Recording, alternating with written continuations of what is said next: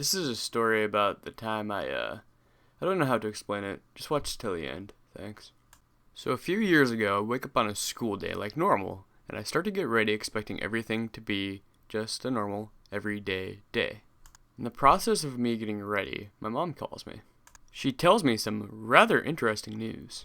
She tells me that there was a strange-looking man outside of my window wearing a white t-shirt when she was walking out to her car that morning. After he decided to say some creepy stuff, my mom, being the badass that she is, kindly told him to leave. And he didn't, of course. He chilled by my apartment's mailboxes. So my mom, drives off to work, proceeding her day as normal. While on the phone with me, she tells me that I should be fine to walk the block or so that it is to my bus stop, and that if anything does happen, to stay on the line with her, pretty much like a police dispatch kind of thing. I don't know, but she said that if just for me to stay on the line with her and tell her what's going on. I agree, because I figured that I was capable of walking the block to the bus stop. So I walk over to the door, phone in hand, and when I get to my door, I slowly push it open for whatever reason. Cue epic music. Just so slowly, just cracking it open. And right there, on my doorstep, I shit you not, is a motherfucking white t-shirt. Pretty similar to the white t-shirt the dude was wearing when my mom saw him next to my window, yeah? I fucking lose it. I scream louder than ever, slam my door, lock it, flail around like a fucking Magikarp, and I cry. Uncontrollable crying. Now remember, my mom has no idea what's going on, because she's on the phone with me while I'm freaking out. So, for all she knows, I could be getting murdered and raped by the dude. I tell her what's up, she calms me down, and she says that she's going to call family members or something and see if any of them can stop by where I lived at the time and come and pick me up. I guess no one really cared about me nor my safety, because it took a really long time for her to get a hold of anybody, and when she did, it was a sort of like a far-off relative, I could say. It was like the sorta related to you, sorta not related to you, you're not sure how they're related to you aunt, and her name is Nancy, and she's pretty badass. This might just be biased because I feel like she saved my freaking life in this here story, but yeah. So after a long time, it felt like a million years, she called me back and said that my Aunt Nancy would be on her way to come pick me up and to make sure that I was not dead. So that was pretty awesome. So after a while, she ended up showing up. She saw the t-shirt. I think it was still there on the doorstep, and I kind of had to step over it. So we ended up walking to her car, and she drove me to school, which was really awesome of her to take her time out of her, I'm sure, busy day already, to get me a safe ride to school. So that was pretty awesome. So after that long school day, I arrived back home, and I did my normal everyday routine. I went into my room, and I sat down, and I played some Call of Duty 4, which is what I've spent the majority of my life doing at this point in my time. Kind of similar to what I do now. But you didn't forget Mr. White T-shirt guy, did you? Neither did I. Because if you see that creepy-looking motherfucker right there looking at me play my video games, that's him. Mr. White Shirt. So I'm sitting here playing some Call of Duty 4. I don't remember what map or anything, but I remember I died, and and this is after I realized that this dude was staring at me. Maybe 10 seconds after I died, I stood up, turned off my Xbox, slowly and calmly walked out of my room, walked up to my dad, and I said, "The dude? He's right outside my window, right now, this second." I can't quite remember what happened after this point, so I drew a turtle here for you to admire. All I do know is that I think my dad went out there to talk to him, cops were called. I think he managed to somehow flee. I don't remember very well this part, and that's pretty devastating, but I think I remember the most key parts.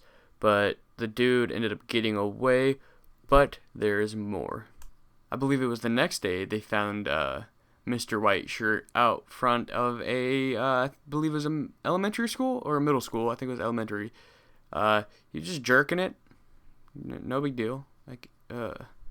They took him to jail, and there, I think that's where, they had him tell them his entire story of why he was underneath the stairway thing, looking into my window while I was playing video games, and what he was doing, and pretty much who he was and his story. What he had to say was a bit sketchy. What he told police is that, I guess that he was from some sort of hospital, I'm assuming mental hospital, and he followed one of the nurses home that work there. That nurse just so happened to be my upstairs neighbor. While trying to peep on her, he decided that I was a much more exciting target, I suppose you could say. So what he did is he slept under my patio porch thing, which was an overhang, and I walked by there every single day pretty much to walk to my bus stop, and that is extremely creepy. I don't know. So for about a week he did that, and also he sat outside my window and he watched me for a week play video games as he masturbated to me, the lovely I'm 1 to the 337. Alright guys, that wraps this one up. If you notice I said this one, it's because I have a few more stories that aren't as good as this, I don't think. I have some though. So if you actually want to see those put into a sort of drawing or sort of into a video similar to this, let me know. I am all for that. It's just that this video took a very long time. I haven't gone to sleep yet, to be completely honest, so if I'm sounding a little bit down or tired or drowsy, that is it. I really wanted to get this video put together because somebody recommended me to do it. Maybe they were being sarcastic, I don't know, I don't care, but I had a lot of fun doing this.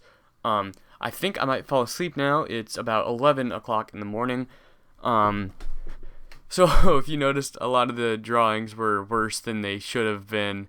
Then yeah, it's because I stayed up all night. This video, it might not look or sound like it, but it definitely took me a very long time to put together.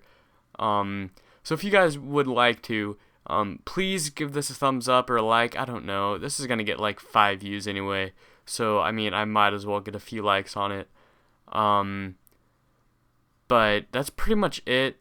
I don't know where the dude is. The story was 100% factual.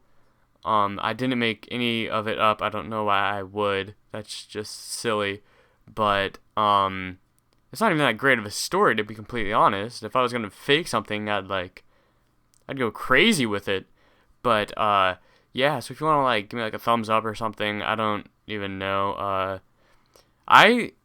To me, this story is funny because I can laugh at it now. Sometimes it's kind of creepy, and even to this day, I have this is gonna sound really bad. A lot of people are scared and have fears of spiders or death. Sure, I don't like spiders, nor do I like the thought of death. But one of my biggest fears is by far windows, because this story basically. But yeah,